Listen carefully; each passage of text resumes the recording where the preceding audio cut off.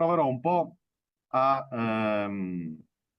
definire, un po', a inquadrare la Sardegna all'interno delle trasformazioni globali in corso e a capire come queste trasformazioni globali ci costringano ad aggiornare le analisi e anche gli eventuali percorsi, no, di autogoverno e autodeterminazione progressiva. Parto da quello che stiamo vivendo. Noi stiamo vivendo oggi sempre di più quella che un noto economista, Adam Tooze, chiama policrisi. Le crisi economiche, sociali, democratiche si sommano e si accavallano fra di loro e in qualche misura e qua il cellulare, e in qualche misura stanno incancrenendo una condizione di progressiva amplificazione delle disuguaglianze e di moltiplicazione delle differenze territoriali. Il primo cedimento è avvenuto con la crisi economica del 2008. Il secondo, sicuramente molto impattante, è stato quello della pandemia. E il terzo, la guerra in Ucraina. Cosa sta configurando? Una situazione per la quale sono rallentate le catene globali del valore, delle merci, delle cosiddette, insomma, i corridoi logistici.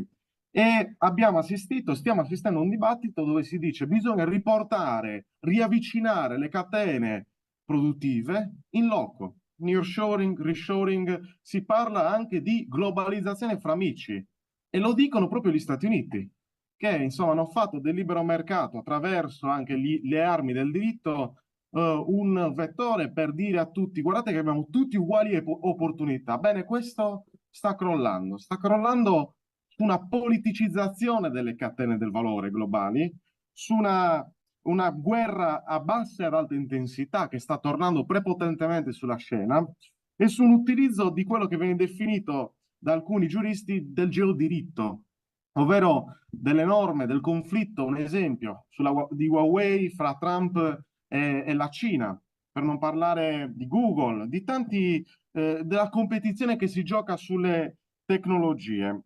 E quindi, attenzione, noi siamo in una trasformazione, però bisogna anche sgombrare il campo da alcune ubriacature che abbiamo subito in questi ultimi 2 decenni, ovvero che il capitalismo non fosse un sistema piatto, uno spazio liscio. No, il capitalismo si è sempre organizzato territorialmente a livello globale, attraverso potenze egemoni che organizzavano, che configuravano per l'appunto lo spazio globale. Ed era per l'appunto, questo lo dice Giovanni Arrighi nel lungo XXI secolo, e c'ha precisi cicli egemonici. Oggi siamo alla fine, nella crisi del ciclo egemonico statunitense, ma non sta emergendo una nuova egemonia cinese, non c'è un mondo bipolare nuovo che si sta configurando. Si deve parlare piuttosto, invece, di un mondo multipolare, sempre più, come dire, plurale. Bisogna guardare i BRICS, i paesi in via di sviluppo, emergenti. Bisogna vedere questo multipolarismo in formazione come un multipolarismo centrifugo per tanti aspetti, perché si forma, cosa vuol dire? Che si stanno formando nuove territorialità. Lo Stato non è più l'unica sede della politica, è attraversato da nuove sovranità, che sono sovranità finanziarie, come ben sappiamo, sono sovranità di natura anche di istituzioni che superano sul piano del livello, no? Verticale lo Stato, ma si parla anche di catene logistiche, della via della seta cinese, si parla delle enclavi estrattive, si parla dei corridoi logistici, dei fondi di sviluppo, di investimento che configurano, che hanno un potere di nuova natura in quest'ultimo trentennio che sta influenzando fortemente le decisioni politiche. Ecco, cosa voglio dire con tutto questo? Che ci sono nuove geografie produttive e conseguentemente politiche nella globalizzazione che noi conosciamo e quindi gli stati sono attraversati e ricomposti anche internamente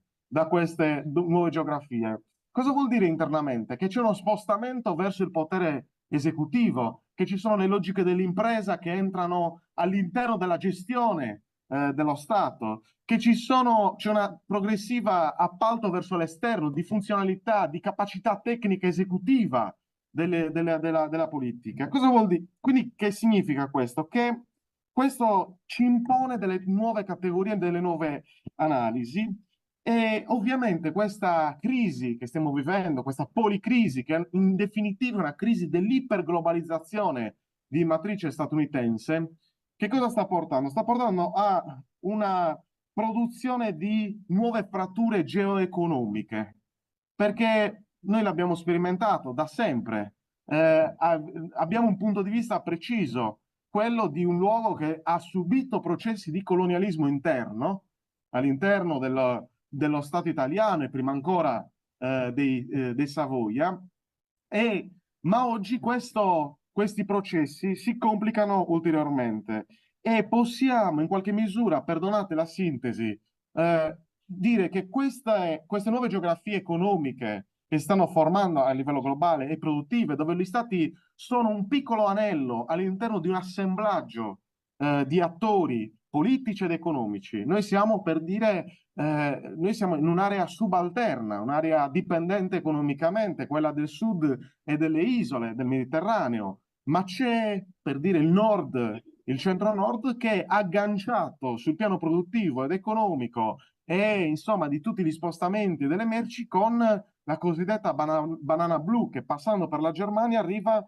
fino a Liverpool storicamente in quest'ultimo trentennio. E quindi ci sono aree dominanti dove si concentrano poteri di indirizzo, di controllo, di progettualità, dove c'è capitale umano e capitale sociale che permette di progredire, e aree invece che io chiamo subalterne, che sono quindi subordinate politicamente ed economicamente alle prime, e che quindi diventano aree dove, guardiamo la Sardegna, dove si assiste da un lato a nuove forme di accumulazione per espropriazione, per spossessamento, a nuove economie estrattive. E guardate bene, non è soltanto la speculazione energetica, si tratta di tanti progetti anche che ci vedono come deposito di lavorazioni tossiche, di rifiuti tossici, si parla di l'impatto dell'economia industriale militare che abbiamo sull'isola e via dicendo. E dall'altro, accanto a queste nuove forme di accumulazione per espropriazione, utilizzando per l'appunto una categoria marxiana, ci sono invece delle economie del bisogno. E questo è un economista indiano, Sanyal, che studiando l'India dice che il contesto postcoloniale è formato da economie del bisogno, dove c'è un'inclusione differenziale di strati della popolazione che sono stati esclusi, progressivamente abbandonati alla fine dell'epopea industriale, che sono stati pian piano espulsi, e quindi tu li tieni dentro il circuito del consumo con diverse misure che permettono di integrarli in una funzione ovviamente subalterna, senza alcun dinamismo produttivo, non permettendo quella capacità autorigenerante anche del tessuto economico. E quindi la Sardegna in questo contesto è un luogo, i famosi luoghi che non contano, dove vincono proposte reazionarie, dove c'è un desiderio di protezione e sono risposte all'incancrenimento della policrisi, della crisi della democrazia rappresentativa. La Sardegna, in questo senso, possiamo ancora dire che sia una regione sottosviluppata classicamente? Io penso di no. Penso che possiamo dire piuttosto che vive un ruolo subalterno ed economico come area all'interno, è incistata, perdonatemi il termine, all'interno di un'area subalterna, ma ha anche pezzi del settore produttivo ad alta innovazione, capaci di innovare, certo deboli, poco sostenuti, ma la Sardegna non è un'area classicamente, come dire, come posso dire, sottosviluppata.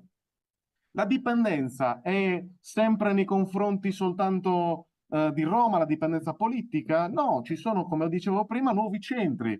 La dipendenza è una dipendenza di natura economica che ha tanti centri, diciamo, la frattura centro-periferica si complica, non è soltanto più verso il centro politico dello Stato. Quindi oggi, in questo senso, da un lato dobbiamo leggere questa fase generale che stiamo vivendo, dall'altro guardare che cosa comporta l'IDL sull'autonomia differenziata, di cui si parlerà anche in altre relazioni, e mi concentro su pochissimi punti. Il primo è che io penso, che non si possa rispondere a questo DDL con una difesa astratta dell'unità nazionale, perché, come ho detto prima, è superata nei fatti dalla costituzione materiale di questa Europa in trasformazione, attraversata da le tendenze di cui parlavo prima.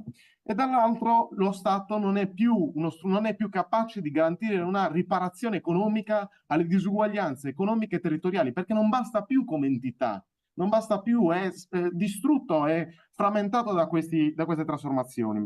E quindi che cosa dobbiamo leggere? Da un lato questo che non si può rispondere con la difesa astratta, dall'altro che è il premierato, che è il secondo tassello, che porta a una declinazione autoritaria sempre di più dello Stato e quindi ad una governabilità maggiore in funzione anche di queste disuguaglianze territoriali che vengono cristallizzate con l'autonomia differenziata per come è immaginata, noi dobbiamo giocare d'attacco.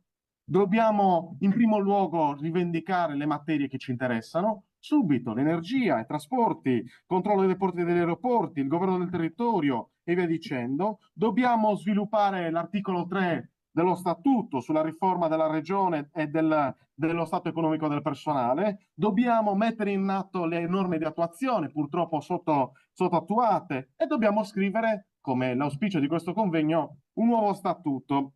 L'approdo finale, quale potrebbe essere? Io penso che come in politica chi guarda e chi osserva i processi politici non può avere la palla di vetro. Sicuramente il processo di autodeterminazione per noi significa un processo di democratizzazione integrale delle relazioni interne all'isola e verso l'esterno. Quindi significa conquista di poteri. Lo Stato sardo sarebbe un approdo auspicabile. Io penso che può essere considerato un'opzione all'interno dello scenario globale, ma esaustivo sicuramente no. Io credo che la direzione verso una statualità nuova si possa immaginare soltanto se si ha una compiuta capacità di intervenire all'interno di una riforma dell'architettura istituzionale e politica europea, un'Europa realmente dei popoli, delle autonomie territoriali confederate fra di loro, solidali, che hanno margini di collaborazione più forti e quindi da un lato una declinazione dei poteri verso il basso, perché a noi serve il governo della prossimità, serve il federalismo interno e serve quindi tutte le forme di esercitare le forme di sussidiarietà. E dall'altro però serve anche un superamento verso l'alto degli stati nazionali di matrice ottocentesca, perché non penso che sia un approdo, come dire, contemporaneo per forza di cose. Serve invece un superamento verso l'alto con una riforma in chiave democratica dell'Unione Europea da comunità di diritto a comunità politica plurale e confederale. Serve superare gli stati su alcune materie, il welfare, la fiscalità, la normativa sul lavoro. Faccio un esempio: è inutile che noi combattiamo per il salario minimo se non abbiamo una visione di salario minimo europeo per eliminare il dumping salariale, ma forme anche di fiscalità per aggredire le rendite, per aggredire le multinazionali che oggi speculano sui nuovi servizi, sulla trasformazione tecnologica. Sono a 13:40. Quindi bisogna invece superare questo e dare all'Unione Europea un'autonomia strategica in questo senso, un'autonomia strategica che sia funzionale anche a una nuova interdipendenza globale. E chiudo. Chi deve fare tutto questo? Perché è un punto cruciale. Io penso che serva immaginare una grande mobilitazione sociale e politica che implichi una nuova soggettivazione del popolo sardo, che è una costruzione, non è un dato di per sé, è una costruzione questa prospettiva politica, che significa immaginare proprio una nuova identità culturale. E penso che qui bisogna parlare non semplicemente di architettura istituzionale, ma ripensare che cosa significa, riprendendo il quaderno 25 di Gramsci, l'autonomia integrale, che è stata un tema cruciale nell'elaborazione gramsciana del quaderno 25. Che cosa significa? Che il tema non è soltanto la costruzione di nuovi strumenti politici e istituzionali, ma non ho consapevolezza storico-politica dei gruppi sociali subalterni di questa terra e maturare definitivamente uno spirito di scissione. Come farlo? Con una nuova politica di massa che dia speranze, con metodi partecipativi, e quindi questo è un processo di lungo termine che non si può fare con manovre di piccolo cabotaggio, ma si può fare soltanto avendo davvero l'idea che serve alla Sardegna una nuova proposta politica sardocentrica di massa che riconfiguri lo scenario e che abbia una prospettiva non da qui ai 5 anni, ma da qui ai 20 anni. Grazie per l'invito.